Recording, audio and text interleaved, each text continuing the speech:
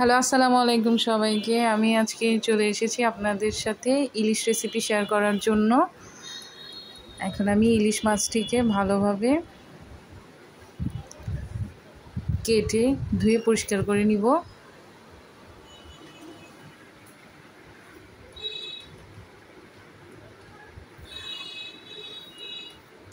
বাওয়াঘাটে ইলিশ দিয়ে যে রেসিপিগুলো তৈরি করা হয়, আজকে আমি আপনাদের সাথে সেই রেসিপি শেয়ার করব। আমার রেসিপিটি দেখার জন্য আপনারা আমার ভিডিওর সাথে থাকুন। মাছের মধ্যে ডিম হয়েছিল, আমি প্রথমে ডিমটিকে বের করে নিয়েছি। এখন মাছগুলোকে পিস করে নিলাম। মাছগুলো ধুয়ে আমি ভালোভাবে পরিষ্কার করে নিচ্ছি।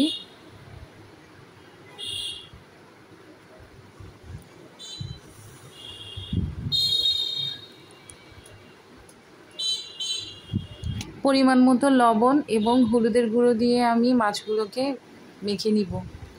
মাছগুলো ভাজার জন্য আমি লবণ হলুদ দিয়ে মাছগুলোকে মেখে নিচ্ছি।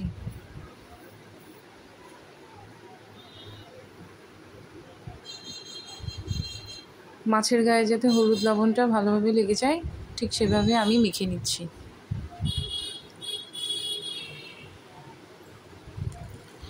এখন একটি ফ্রাই প্যানে আমি তেল দিয়ে দিব।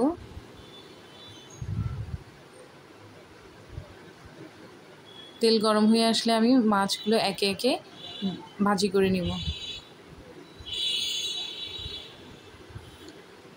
ইলিশ মাছ ভালো লাগে না এমন কোনো বাঙালি হয় না যার ইলিশ মাছ ভালো লাগে না। প্রতিটা বাঙালিরই ইলিশ মাছ খুব পছন্দের, তাই তো আমাদের দেশে ইলিশ মাছের এত দাম।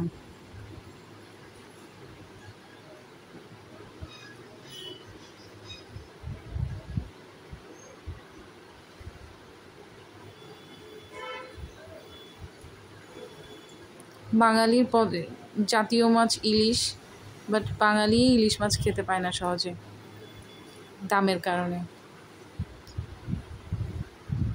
মাছগুলোকে আমি ভালোভাবে ফ্রাই করে নিয়েছি, কারণ এইখান থেকে অর্ধেক মাছ আমি ফ্রাই করা খাবো আর বাকি অর্ধেক আমি রান্না করব, এবং এর থেকে আমি ভর্তা তৈরি করব, ইলিশ ভর্তা।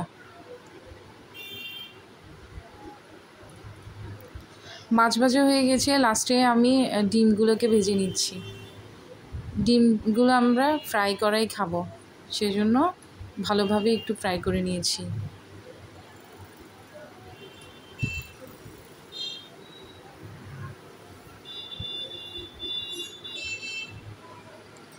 ইলিশের সাথে শুকনা মরিচ হবে না তা কি হয়, তাই আমি কিছু শুকনা মরিচও ভেজে নিয়েছিলাম।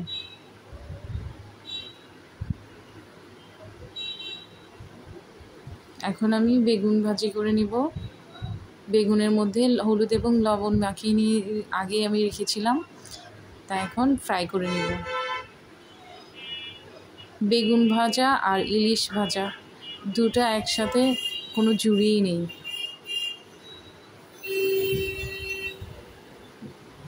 টেস্টের জন্য দুটোটি একে অপরের সাথে ওতপ্রোতভাবে জড়িত।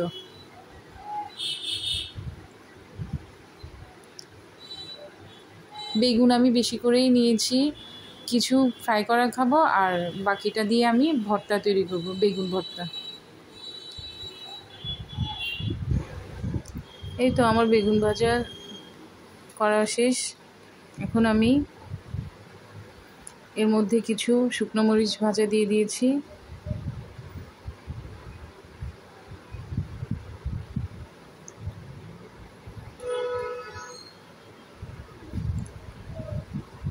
এখন আমি তৈরি করব ইলিশের লেজ ভর্তা। লেজ ভর্তাটি বানানোর জন্য আমি কাঁটাগুলোকে ভালোভাবে বেছে নিচ্ছি। ইলিশের লেজের মধ্যে অনেক কাঁটা থাকে।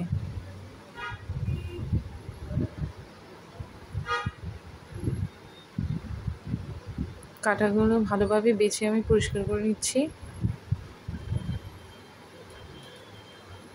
এখন আমি শুকনো মরিচ এবং পেঁয়াজ মেখে নিব লবণ দিয়ে। এই পেঁয়াজ মরিচের মাখা দিয়ে আমি দুই ধরনের ভর্তা বানাবো।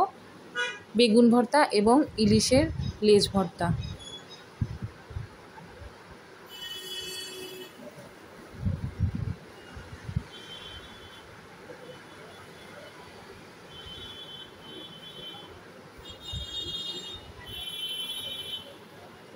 প্রথমে আমি ইলিশের লেজ ভর্তাটি বানিয়ে নিচ্ছি।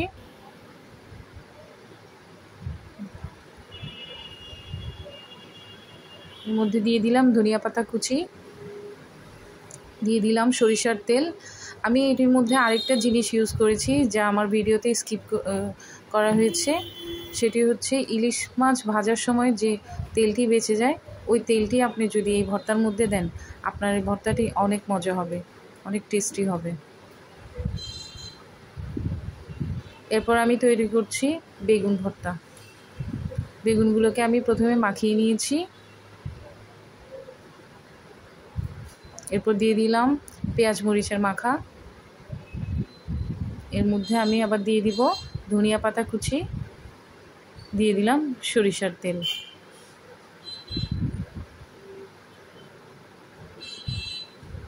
তৈরি হয়ে গেছে আমার বেগুন ভর্তা। আমি শুরুতেই বলেছি আমি মাওয়াঘাটের যে রেসিপিগুলো ইলিশের সাথে যে রেসিপিগুলো তৈরি করা হয়, ওই রেসিপিগুলোই আমি আজকে তৈরি হয়ে গেল আমার মাওয়াঘাটের ইলিশ রেসিপিগুলো।